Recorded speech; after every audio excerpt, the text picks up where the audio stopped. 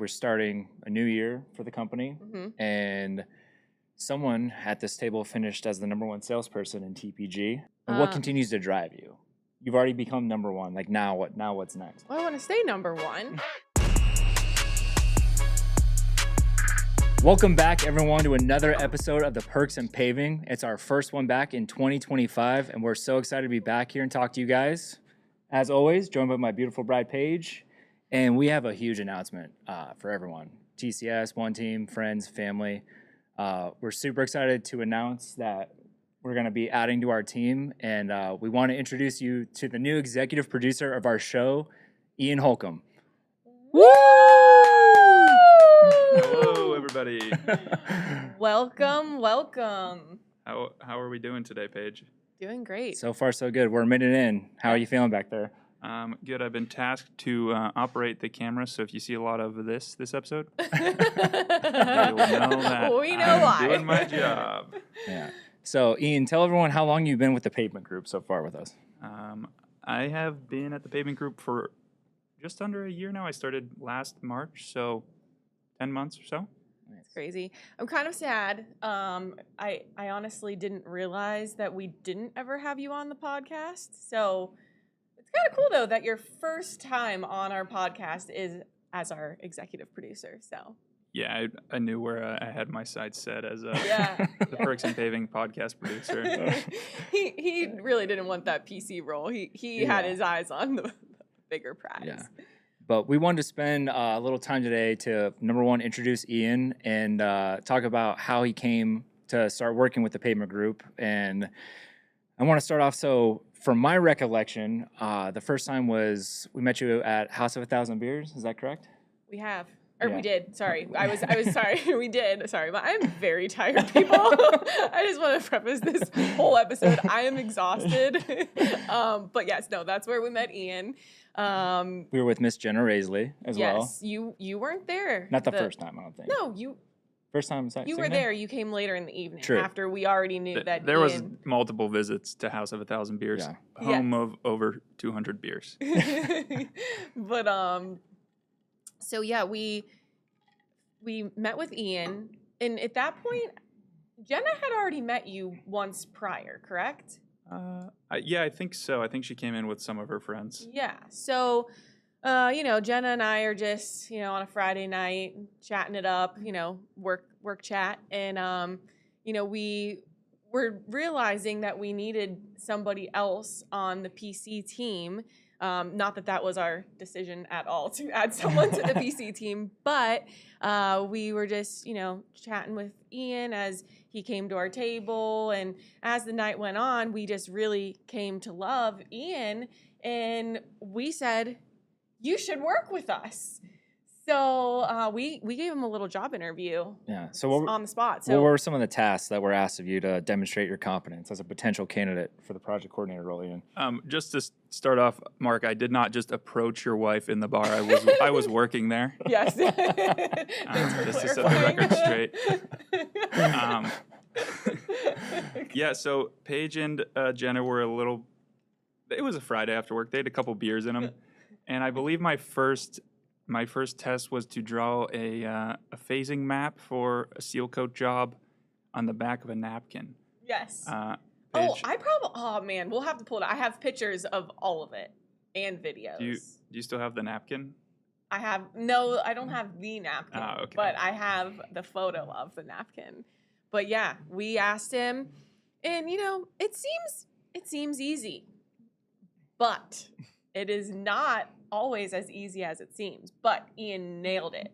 First try, after a quick synopsis of what he was supposed to be doing, he knew and phased it appropriately. So he had passed phase 1 of our little interview. And working in the service industry, I'm sure he doesn't have any problem talking to people, but then we had to make sure he could be competent and well-spoken on the phone. So kind of tell us how that went down.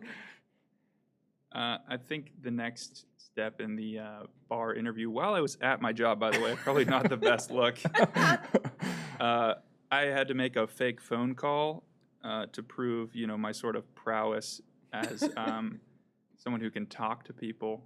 I think they were really just scoping me out as their podcast producer.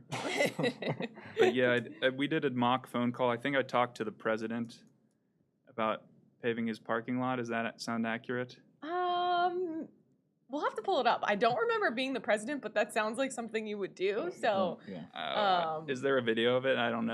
There's a video. Want to watch that? I haven't watched it since the day I recorded it, but you nailed it. Yeah. Nailed step number 2 in the interview process. So yeah, I mean, at that point in time, like we were kind of just joke, and not that we didn't think you would be great, but we didn't really think you actually were gonna come and work with us. Like, Yeah, no, we didn't it was know crazy. that you We were were just actually messing around. interested. Yeah. And then I remember when you came in the office for the first interview, I was like, oh my God. Wait, don't jump ahead. So from there, what happened, Ian? Like, so then Jenna got my phone number. Oh yeah, that was on the napkin too. Because that's why we started calling she you ended Jan. up coming back into the bar a couple times with her friends, and like she has such an insane order. Like she drinks Diet Pepsi with no ice and a lemon. So she was just impressed, I think, that I could remember her heinous beverage.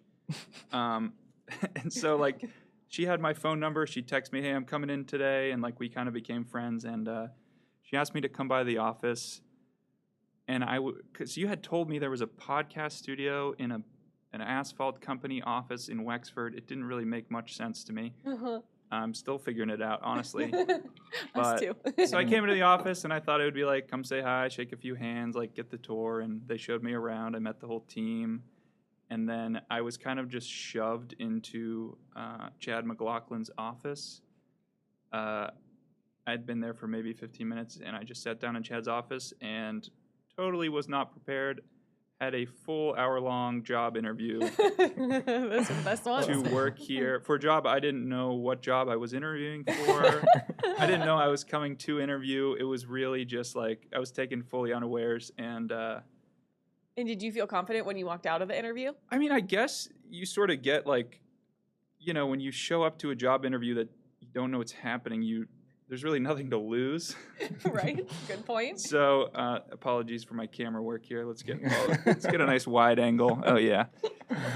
So I was like, I mean, the worst thing that happens is I don't get the job that I didn't know I was applying for. But it went pretty good, and Chad was kind of like, hey, maybe we'll call you back in for another round, and then I never heard from him for 4 months. And I was like, I guess there goes my asphalt dreams out the window. And I got a call in March of last year, came in for an interview, and accepted the job on the spot. Nice. And we were so excited. So 10 months in, what has the Pavement Group done for you? What have you learned? How's it changed your life, for better or for worse? It's been an interesting adjustment, definitely. I worked in the service industry for a couple years. I went to college for a couple years. I was studying a bunch of things. Mechanical engineering, biology. I never quite picked one. Now I'm working in this industry. I'm just trying to learn as much as I can. There's a lot to learn. I heard myself talking on the phone actually this morning, and I was saying all these words and kind of laughed to myself because like 3 months ago, I don't even think I knew half the things that were coming out of my mouth today. Yeah. You know what I mean? That's how it tends to happen. Yeah. I remember Mark's first phone call man. with a contractor. He answered the phone, but then ran into what's now Chad's office. And I was like, where is he going? And he came back in and was like, I don't know. I needed to be like by myself while I took that first call because I didn't really know what I was saying. And I just felt more confident on my own. And from there, I feel like you just keep having those experiences and you kind of build up from there and learn what you don't know. And have you really leaned into the contractors for your learning, Ian? That's totally been it. We work with so many amazing people across the country, and you develop friendships and a comfortability with these people. And I've learned a lot from the people in the office, but a lot of us here don't have that asphalt background. So anytime I get a chance, like it's like, hey, could you explain that to me? Why are we doing it this way? Ask someone who knows more than you, and they are usually happy to give you some new information. Absolutely.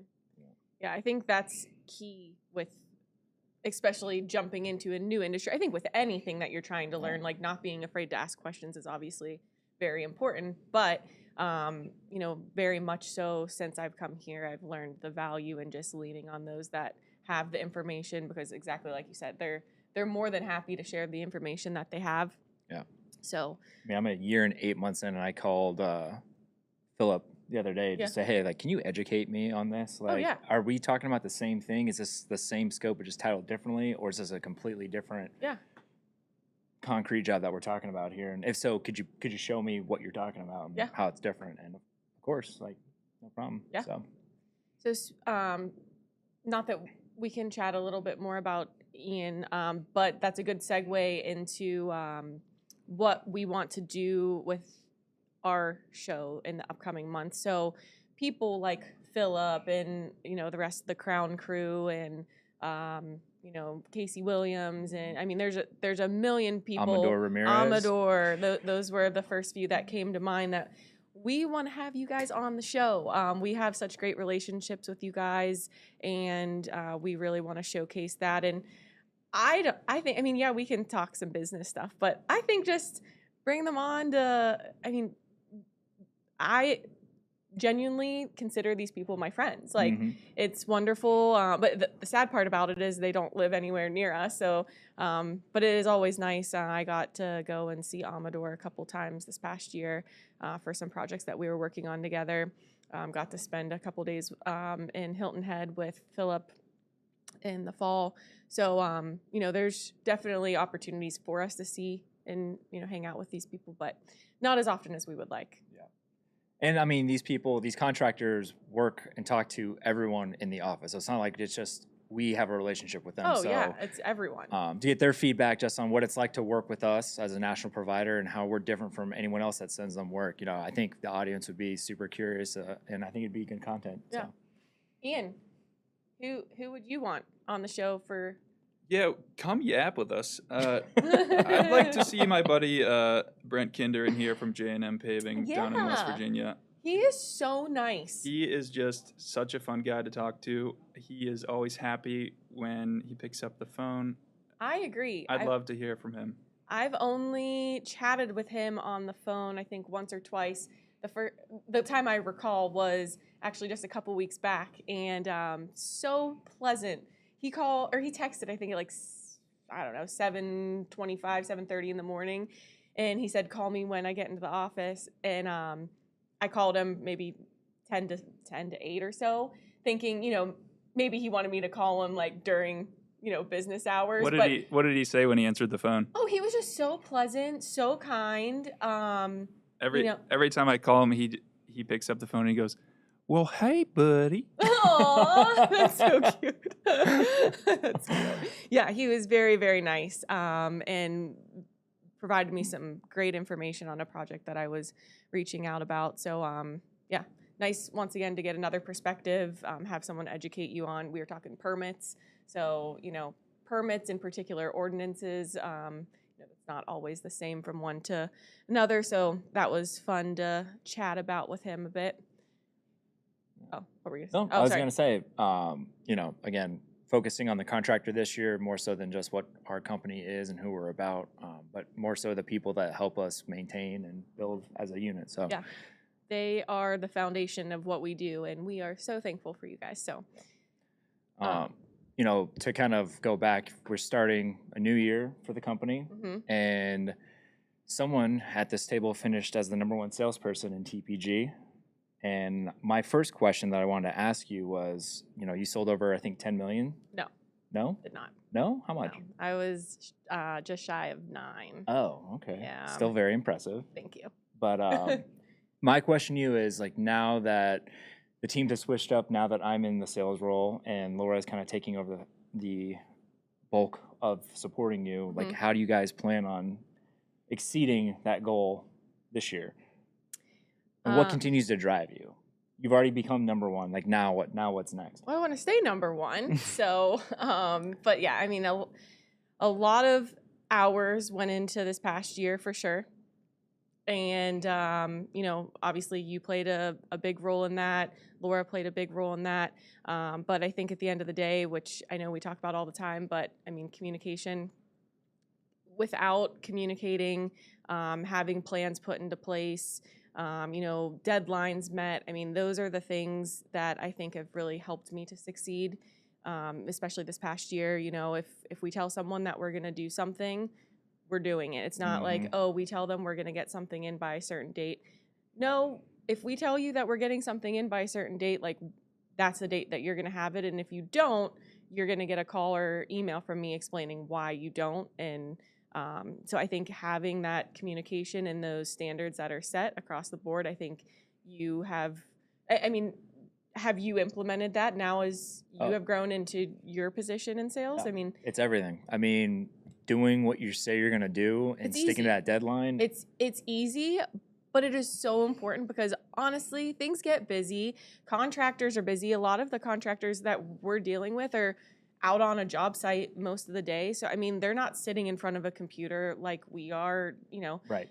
So making sure that we're able to stress the importance of, and I think they've probably quickly seen the value because those people that are helping us meet those deadlines and are able to work with us on pricing, like those are the people who are, Guess what? Here's some more. yeah, here's some more, and those are the people who are getting to work on jobs with us. So I think that just transcends all levels, whether it's the contractor working for us here at TPG or it's me working for the client. The client's not going to give me any business if I'm missing deadlines or it's scoped inappropriately. So, I mean, Yeah. it just applies to all the above. So, and I think the other thing is the attention to detail. Obviously, having you and Laura work on my team, I am by no means saying that I am, the most experienced in the asphalt industry, but I've learned a lot from the people that I work with and the contractors that I've asked questions to. And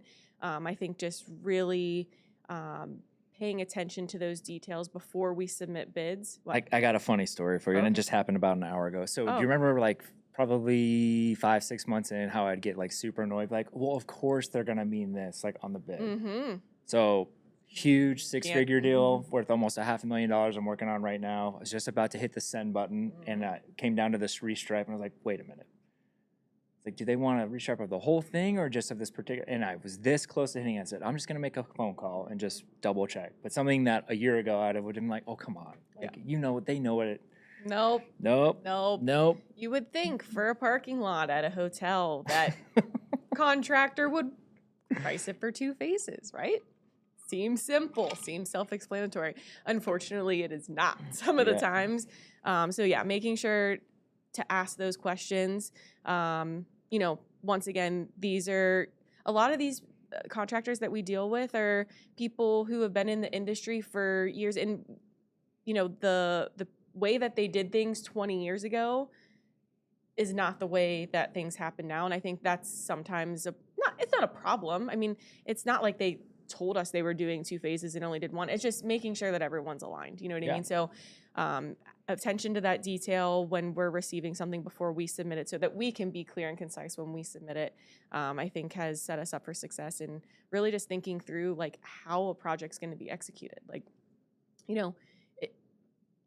is it something that is going to require multiple phases because it's a very tight lot that maybe it's a hotel that is going to be running it close to 100% capacity? Are we going to be able to do 2 phases? So I mean, I think attention to detail, ADA stalls, like are we going to be able to close these ADA stalls down all at once? We're working at a hospital, like thinking through things a little bit more on a deeper level, rather than just spitting out a bit as fast as you can. Yeah. So that is, obviously speed is key, but the details matter. So I think the combination of that, Laura is certainly still learning. I'm still learning, but I think, what Eli has taught me and I've shown to you, is going to set you up to be the same way as you start your first year in sales. Yeah, absolutely. What are you most excited for?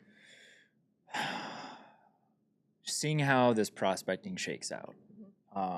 I spend a lot of time on the phone, leaving voicemails to people who don't pick up the phone, sending emails that some people open and whatever, but it's part of the grind. It's part of the season, and the work that I put in now, hopefully in early mid-March, will start to come to fruition. And I'm just really excited to see who starts calling or who starts sending what, because now like it's gotten to the point where I've prospected hundreds and hundreds of people, and then I did reach out to that guy for that company, and then I get a bid or she sends a bid. Yeah. So I'm looking forward to it. I know I told you this yesterday. I am very impressed with how, not that I doubted that you were gonna, this absolutely dominate in the, prospecting world, but like you've done a really great job in a short period of time. What would you say is the most important thing that you've learned in the process over the last It few was months? repeated numerous times, that make sure you're identifying the right people. It's one thing to send out 1,000 emails, but are you sending them to the right people? And something that I'll give advice to any new salesperson, not that I'm some sort of like seasoned veteran, but picking up the phone is way more important than sending like 200 emails. Even if it's 50 phone calls, at least on the first few phone calls, like, hey, I'm not the right person to be talking to. You should reach out to procurement instead. Those are the people that just saves, looking back, half days of my time. But that would be my biggest piece of advice. Pick up the phone and call someone and be yourself. That's one thing that I've really kind of grown into a little bit more the last 2 weeks, is rather than being so stiff and starchy and trying to sell a message, just intro the call, be yourself, and then offer what the services that you can help with your client, particularly your prospective client. So I'm sure I'm sure that Ian is sick of hearing me leave all those voicemails in the corner or in my desk or in the conference room of the same thing over and over and over again. Like a broken record back there. You can always tell how Mark's day is going by how he's walking around the office. But that guy is a machine. It's funny.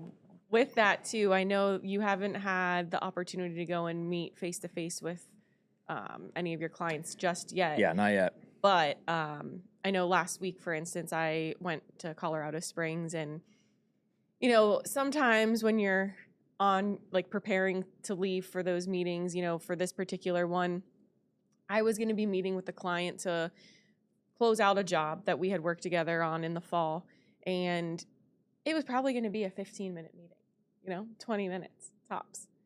I flew all the way to Denver, drove an hour and a half to Colorado Springs from Denver. Obviously the time it just takes to get, it's a lot, and I had no problem doing it, but in the back of my head, I'm like, is this worth it? Like, do I need to be going here? And the answer is yes. I would do it time and time again, and not that every time is gonna have the same results, but when we finished that 15-minute meeting and the client looked at me and said, "Thank you so much for coming. Now that we've built this relationship, I feel so much more confident working with you again, and we have, a lot more projects this year." And I'm not saying that every closeout to a site walk is going to go that way, but him verbalizing that to me, I'm like, 100%. call. This was worth it. So while at times it may seem crazy to fly across the country for 15 minutes, that 15 minutes could potentially, change the trajectory for me working with this company this upcoming year. So yeah, pretty wild, right? I do not have a large number of accounts yet, but the ones I do have, I talk to these people every day, and I've already brought it up with one of them saying, like, next time you're out this way or in the Mid-Atlantic area, like, I will drive. Yeah. I will drive, and we'll get lunch, and we'll talk about, everything. And to have that, and especially just because we're helping out each other, it's fun. It's a real fun part of the job. Yeah, no, I agree. I was very excited to go to Colorado Springs. I had never been. It's very, very pretty. So like obviously those things are incentives just to, see new areas that you have never been to before. But once again, just not knowing if something is going to actually be beneficial when you're doing it. It's always going to be beneficial to go and shake someone's hand in person and talk to them face to face. I think you found the value of that at trade shows. I know you've only been to one so far, but I think the value of trade shows, because it's, you're in person with people. You get to talk to people face to face. That's not the nature of what we do 99% of the time while we're here at an office. So I mean, you can be laser focused on a phone call. Don't get me wrong, but Mhm. like when you're face to face and you're actively listening and the body language is like, I really want to help you and I really want to see where this goes Yeah. because like this could be great for everyone. for sure. Hits a little bit harder than a phone call. For sure. Good stuff. Yeah. The other thing that we wanted to hit on was so we are very into our step bet competition, and we have gotten a handful of contractors in on it, which has been really fun. We were a little disappointed that not more of you signed up, to be completely honest. But it's okay. We got we got a little energy behind it now. I think more people will be, motivated to do it this next time, which we don't have a start date since we still have like 5 weeks left Right. of this one. You guys are still doing that? Well, Ian, tell us what happened. Yeah. Ian was in, I was in. and then you were out. It was a short, I thought you guys needed the money and the steps more than I did, so I decided to resign a little bit early. Yeah. Oh, I mean, I understand the difficulty. It's cold out, but like a Planet Fitness membership at a gym is like $10 a month. I mean, we have our own little treadmill. It's nothing crazy, but it was 8 below, and we're still walking in the basement, getting it done. It was Sunday night. We watched. Oh, We watched football all afternoon. Mark invited some neighbors over. I didn't know until 15 minutes before they got to our house that they were coming. Not that I wasn't very excited for them to come and hang out with us, but I knew I needed to get my steps in. So it's like 10 o'clock and everyone's still kind of chilling. And I politely had to excuse myself to go get my steps in. I had like 7,000 left to go at 10 p.m. I'm like, I cannot lose the first week. Yeah. So, but you had some steps that night too. It was snowing like crazy. And since I was on the treadmill, Mark went out at 10 o'clock at night and walked for an hour in the snow. He did it. Yeah. It was peaceful, kind of cold, but you said you were listening to some country music too? Yeah, listening to some music and just plowing away. Yeah, you guys are nuts. One step in front of the other. That's all it takes, man. I think I know, for me, I sit all day long. Mm-hmm. I sit from the moment I get here to the moment I go home. I maybe get up 2 or 3 times.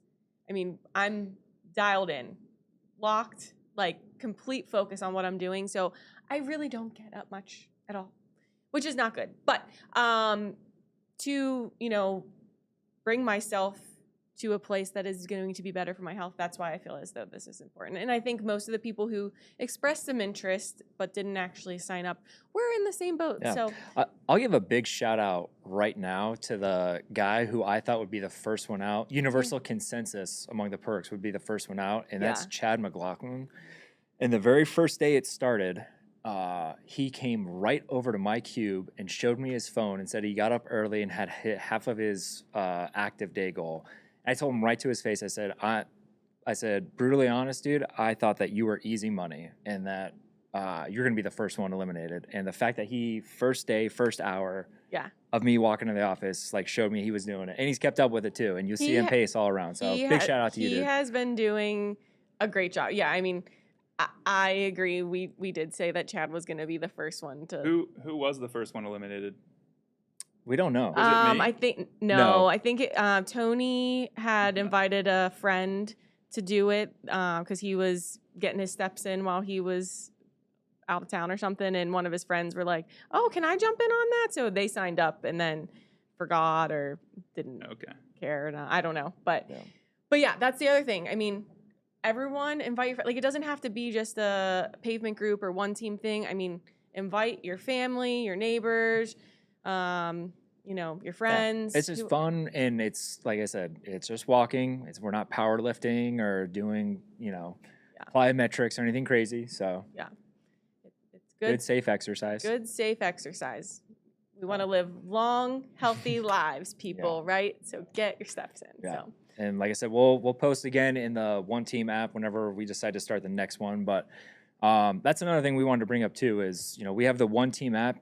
This is open to anyone in the community. You don't have to be a contractor. You don't have to be a client.